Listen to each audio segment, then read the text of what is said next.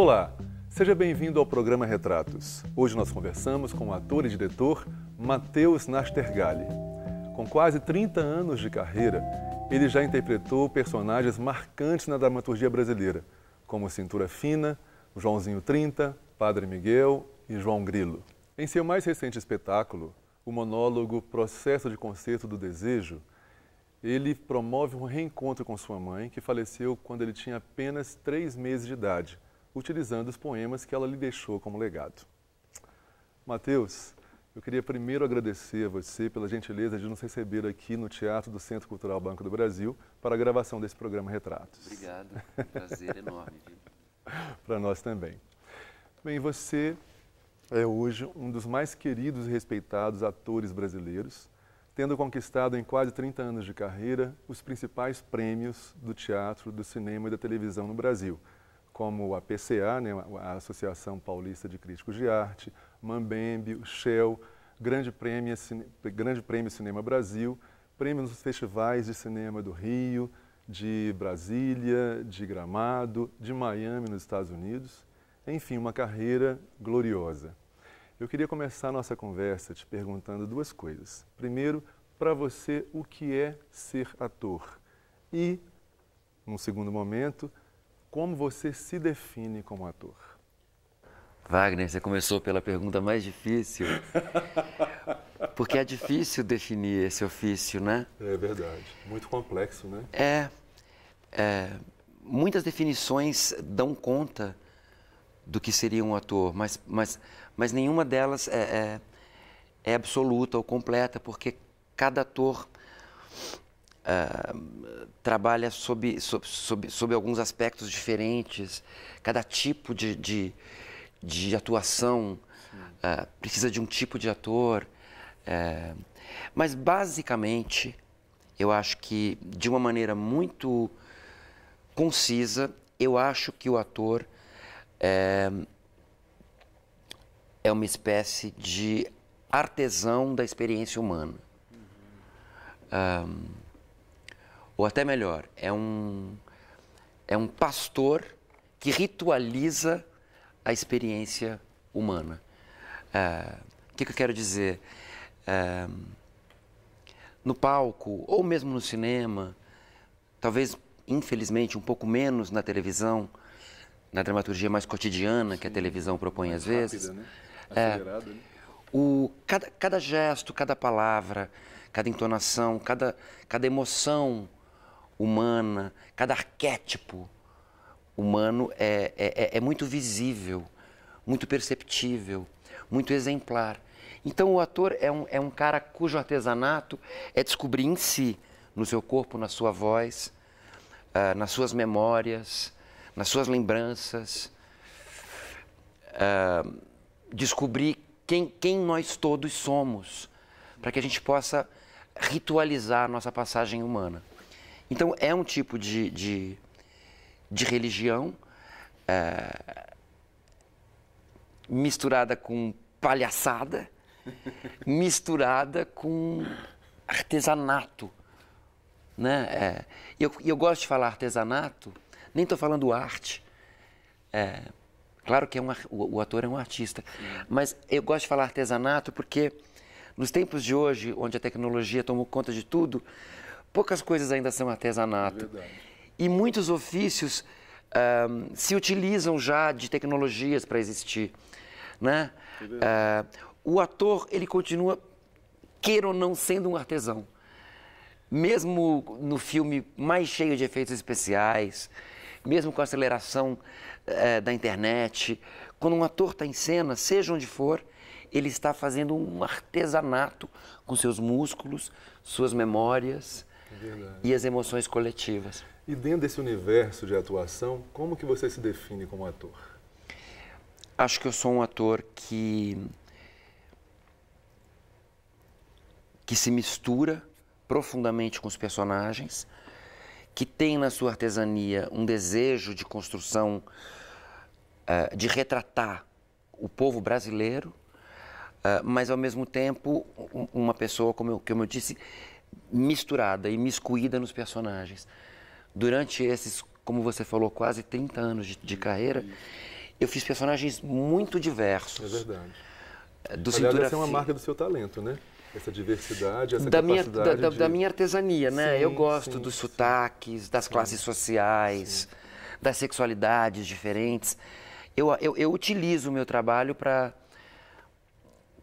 entender melhor todo mundo, para aceitar melhor todo mundo, mas principalmente para me ver em todo mundo. Ou seja, o que eu quero dizer é que apesar da técnica toda, e eu sou um cara que estudei bastante, me preparo para cada trabalho, Isso é perceptível. eu sou totalmente misturado propositalmente com os personagens. Quer dizer, o Cintura Fina é quem eu seria se eu fosse um travesti dos anos 50 em Minas. O João Grilo é quem eu seria se eu fosse um cara que mal comeu, que só comeu farinha a vida inteira no Nordeste. Entendeu? Sim, sim. O Jó, quando eu fiz Você no faz um teatro... mergulho mesmo, Eu profundo, tento né? falar em primeira pessoa. Eu primeiro faço um estudo, um artesanato, vejo os trejeitos, se precisa ou não, né? Do que precisamos, e aí vou eu tentando transformar tudo aquilo em primeira pessoa. O que, na verdade, não é tão difícil, porque todo personagem bonito é arquetipal, ou seja, mora dentro de você. Sim. Se você não for Parece que místico... faz parte também do inconsciente coletivo. Exatamente. Né? Se você não for místico, estamos na zona do inconsciente coletivo, das lembranças cromossômicas, genéticas. Quer dizer, aqui está uma puta, aqui está um santo, um guerreiro, um assassino, aqui está um pai. Tudo em potencial. Um filho, aqui está um gay, aqui está um macho, aqui está um pai de santo, aqui está tudo. E por falar nisso, nessas várias possibilidades, eu queria então voltar um pouco no tempo para quando você começou no teatro. Né? Você era muito jovem e já na sua primeira peça já foi um grande desafio que você interpretou Satanás em Paraíso Perdido. E na sua segunda peça, outro grande desafio que você interpretou Jó, né, o personagem título da peça O Livro de Jó. Inclusive, nessa peça, a sua atuação era tão contundente que você provocava reações de pânico na plateia. E com essa peça, você ganhou seus primeiros prêmios, né? Foi. O Mambembe, o Shell e a PCA de melhor ator do teatro daquele ano. Então, eu queria saber de você como foi essa sua experiência tão visceral nesses primeiros espetáculos no teatro e qual o impacto que esses primeiros prêmios tiveram na sua carreira, uma vez que ela estava começando naquele momento. Eu fui integrante da primeira formação do Teatro da Vertigem, no início dos anos 90. O Teatro da Vertigem foi um grupo de teatro comandado pelo Antônio Araújo e que marcou muito a vida teatral do Brasil e principalmente São Paulo na época. A proposta do Antônio era trabalhar com textos míticos, da dramaturgia e mitologia ocidental, portanto a Bíblia, considerando um pouco que a nossa tragédia grega está nos escritos judeus e cristãos, né? como fábulas trágicas. E gostava de invadir, e a proposta era invadir espaços que não fossem o palco tradicional, explodir o palco e ir para outros lugares, que tivessem um poder muito grande de alterar o sentido do público. Sim. Então, o primeiro espetáculo da Vertigem era baseado no poema do John Milton, O Paraíso Perdido, que é sobre a expulsão dos anjos satânicos do céu e a criação do Satanás. E queria fazer isso em igrejas. E fizemos em igrejas. Estreamos na Santa Efigênia, uma igreja linda no centro de São Paulo. Foi um sucesso bem grande. A peça era muito bonita, um grupo jovem. Eu tinha estado no Antunes Filho, tinha feito 2 anos da Escola de Arte Dramática, tinha feito 2 anos de Artes Plásticas na FAAP, em São Paulo, a EAD, a Escola de Arte Dramática da USP. Então eu tinha uma formação, mas esse era meu primeiro minha real primeira vivência como ator, me expondo mesmo. Eu era Satanás, o anjo caído.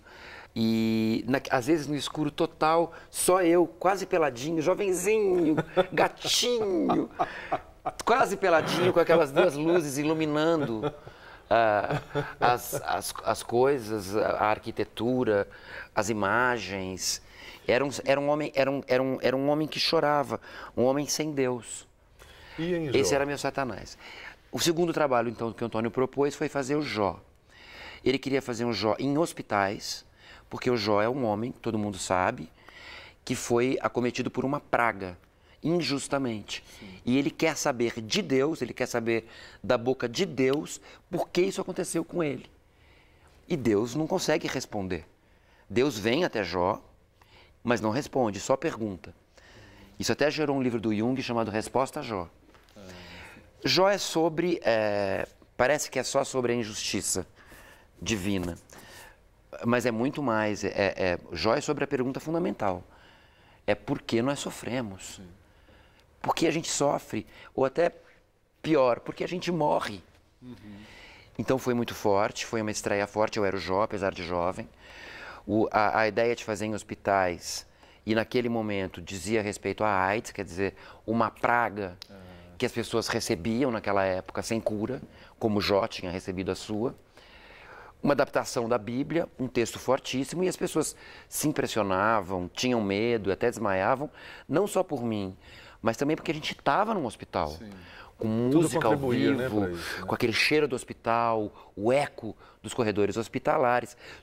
É uma tragédia, então pega na gente, né? Eu era quase que um instrumento ali para todo mundo fazer uma catarse. E essas premiações todas que você recebeu por esse trabalho acabaram sendo definitivas na sua carreira também, né? Você estava começando naquele momento, né? Com certeza, porque foi um espetáculo de muita visibilidade.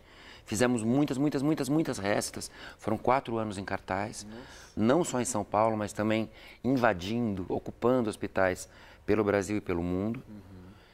E aí eu comecei a fazer cinema e televisão. Maravilha. Mas sobre isso nós vamos falar no próximo bloco, tá bom? Nós vamos interromper brevemente a nossa conversa para um intervalo, mas não saiam daí que nós temos muitas histórias fascinantes desse excepcional ator brasileiro. Já já a gente volta.